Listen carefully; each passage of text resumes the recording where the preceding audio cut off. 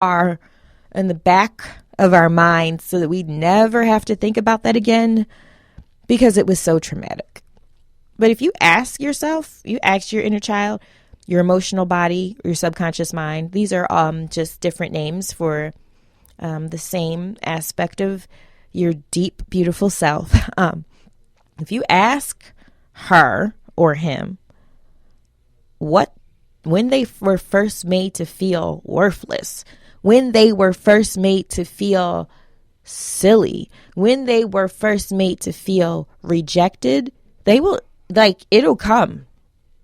The memory will come up, and you be patient with yourself. Sometimes this takes time if you're going to do the process, and you need to be patient with yourself. And you need to say, as you're waiting for the answer, you need to say, I am completely here with you now. I'm here with you right now. I'm not going to leave you. I'm not going to abandon you. I'm going to listen to you. I'm going to soothe you. And I am not going to judge you. And we're going to get through this experience together because I want to know as much about you as I possibly can. And that's true vulnerability. Vulnerability with yourself is where it starts. You have to learn how to disarm your own ego without judging your ego. Because your ego is a 5-year-old child too. You don't want to yell at your ego and be like, no, you can't do that. That's prideful. Stop it. You don't want to yell at your ego. You want to say to your ego, honey, thank you so much. You protect me from so much. You do so much for me every day. You remind me that I'm good at certain things. You help me navigate through things. You help me, you give me the passion that I have for justice. You help me want to do something about injustice. Thank you so much. But right now, I need to talk to my emotional body, and I need to see what she has to say. And I'll come back and talk to you later, okay? But right now, I need to talk to her because I can tell she's really upset, and I just don't want to ignore her. But I don't want to ignore you either. The way you feel matters. On a higher level, all of you is one. From the angelic perspective, from the spirit guide perspective, and from source's perspective, all of you is one. However, right now, from your perspective on the ground, so there's a perspective of you have a perspective on the ground. You have a perspective of being on top of a building, and you have a perspective of your life from being on top of the moon. The perspective that you're holding down here on the ground is you're separate. You have separate entities. You're like a company. You have separate entities that work together towards the good of the company. You have your owner, your CEO, which is you. You have your COO, so you have your Chief Operations Officer, your manager. It manages your day-to-day operations and your day-to-day affairs. That's your mind, okay? You have your physical body. Your physical body are your employees. They are the hard workers. They do the grunt work. And layered on top of your physical body is your emotional body. Your emotional body is actually, you can think of your emotional body like the customer of your company because you're doing all of this for a purpose. You're doing all of this to feel better. Nobody does anything without the intention of making themselves feel better.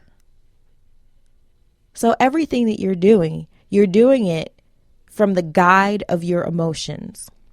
I'm doing this because it'll get me more money, and making more money will make me feel more secure.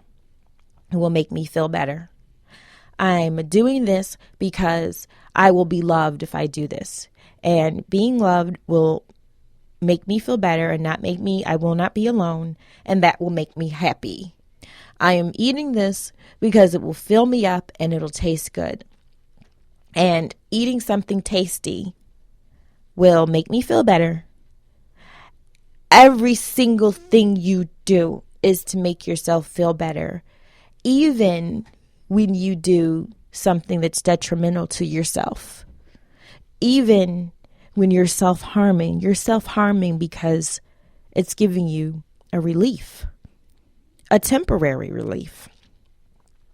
You want to get away from what it is that your emotional body is feeling. You want to numb that pain. And what we have to do is we have to understand that the separate entities of ourselves, of our company, they need communication. They need to be encouraged. They need to know that they're doing a good job. Your mind needs to know that it's doing a good job. You can't keep telling your mind to get it together and why are you worrying all the time and why couldn't we get this done faster and what about all these deadlines we have and you forgot to pick this up from the store and you forgot to take out the garbage and you forgot to do the dishes. Your mind is going through things because you tell it to. You, at some point in time, your mind has been programmed. And once again, everything is trying to protect you. The ego loves the emotional body and wants to protect it. Your mind loves you and wants to protect you from what you're afraid of. Whatever it is that you're afraid of. If you're afraid of failure, your mind wants to protect you from failure. So it goes into overdrive. It is going to try to figure out every way that it can avoid failure. So it's going to think and think and think and worry and worry and worry because it does not want to see you fail. And on top of that, as your mind is thinking and worrying and criticizing and judging, your body is absorbing every single thing that your mind says. Everything that your mind tells your body to do, it's going to do. All of your cells, how many trillions of them are there? All of the trillions of cells, they have their own consciousness.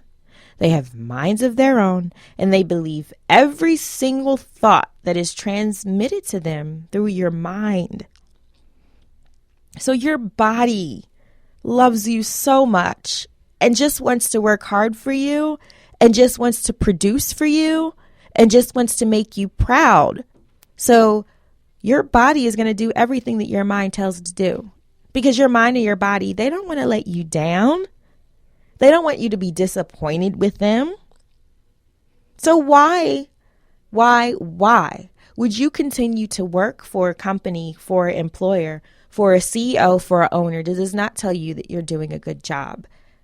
It's kind of like being masochistic. You keep working, you keep working, you keep working. You never hear thank you. You never hear congratulations, and you never hear good job. You never get a bonus, but yet there's something in you that keeps working until you absolutely collapse and can't take it anymore. Do you know that your body would rather collapse than let you down? Do you know that your mind would rather have a nervous breakdown than let you down? Do you realize how much your mind and your body loves you? They love you. And I was so thankful to have this realization. I was so grateful the other day when I was sitting at home and thinking about how hard my mind works. She works so hard every day to make my life what it is that I say I want it to be. And how hard my body works every single day. I am on my feet 8 hours a day. She holds me up. She does not complain. And the fact that my emotional body, my inner child, loves me so much that she would rather suppress how she's really feeling than interrupt my day and make me upset. And all of these components of yourself, they need your attention. They need you to recognize them. And they will continue to perform for you. Take care of your company. Listen to them. Listen to what it is that they have to tell you. Let them be vulnerable with you because it's worth it. What is the point of trying to understand other people and being empathetic to other people if you're not extending that same empathy to yourself? I just want you to think about that. I'll see you next time. Have a good day.